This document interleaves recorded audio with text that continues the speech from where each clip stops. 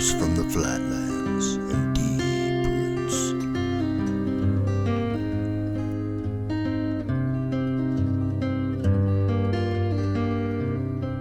Mike Bolin here. This is going to be a clip in episode 11. I'm here. My partner Lee and Anthony, his helper, showed up. Today they're planting buffalo seed grass in my yard. They're rolling it in, and I want to show a little bit of it. Is that Roundup y'all are spraying? Yeah, Roundup's what we're spraying on what's left that's green, and it won't hurt the seed that we're putting out. And he's gonna go do the backyard, and then we're gonna spread seed in the backyard, and what seed's left, we're gonna spread up here. Mike, this is buffalo grass seed. Let me see, And the reason they call it buffalo grass is because it looks like a buffalo head that has died, and it's just laid out in the pasture forever and ever and ever. And so, and the reason it's green is because they soak it in a product that breaks the dormancy, and you'll have dormant seed in there, which means it will still germinate, but it's got to go through a process. And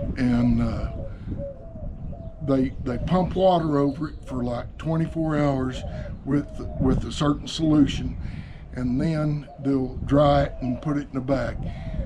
Buffalo grass actually floats in water, okay? So if and when you plant buffalo grass, if you don't use a roller to roll it or to press it into the ground like a rock in asphalt, what you're actually doing is allowing it not to germinate, because it takes the pressure from around the dirt to actually tell it, hey, I can germinate. Got to push it into the ground. Once you do that, you can have a lawn in 14 days with good germination. You know, that's what we want to do, is make it where that seed will actually be pushed into the ground easier. Okay. And this is your roller. That's the roller. And you rented this roller. I rented it from Lowe's. No, Home Depot, excuse me, Home Depot. And how much, we fill it with water right here. What's the approximate weight of that? I have no idea. Heavy enough to push this down? Heavy enough to push it in.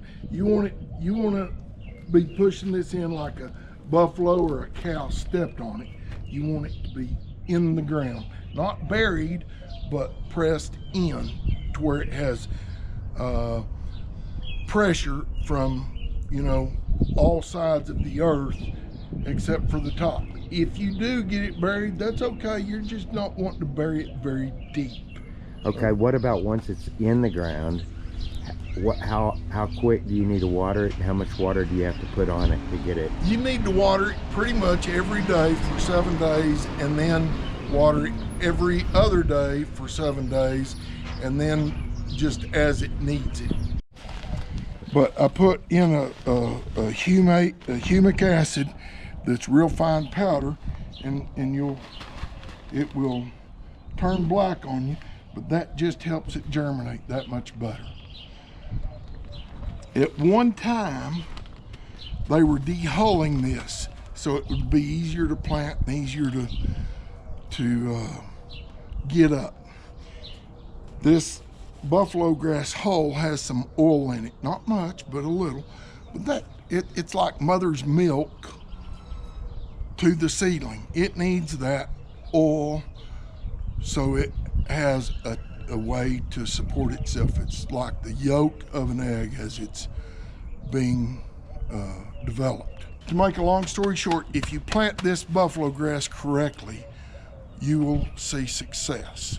If it does not get pushed into the ground, there will be zero success, because it will just sit there for eons and eons of time, and until it gets pressed into the soil, it will not grow.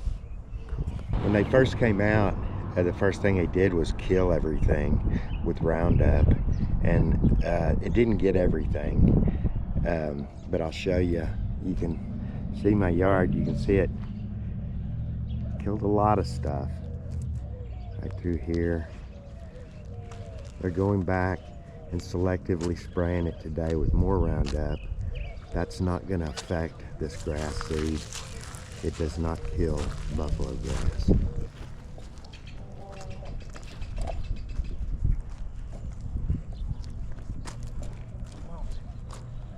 Thing has some weight on it.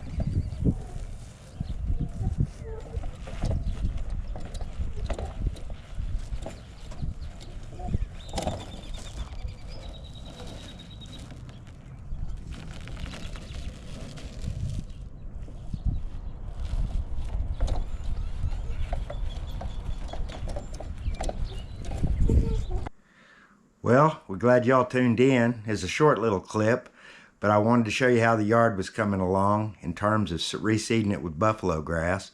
We got a little further today. It's going to be a lengthy process, but I think by the time I'm finished, I'm going to have a lawn that's not going to cost a fortune to keep green during the summer. At least that is what Lee's been telling me. And I sure hope it comes true, because I love a green lawn, but I hate a big water bill. So anyway, we're glad y'all tuned in. We hope to see you on the next edition of the Flatlanders. Remember, hit that like and subscribe button and leave a comment if you want to be eligible for the giveaway on the first day of summer of that coin bracelet that I designed back in episode number 2. So until next time, y'all have a great day and a great week, and we'll see you back here on the Flatlanders Show. Be there to switch.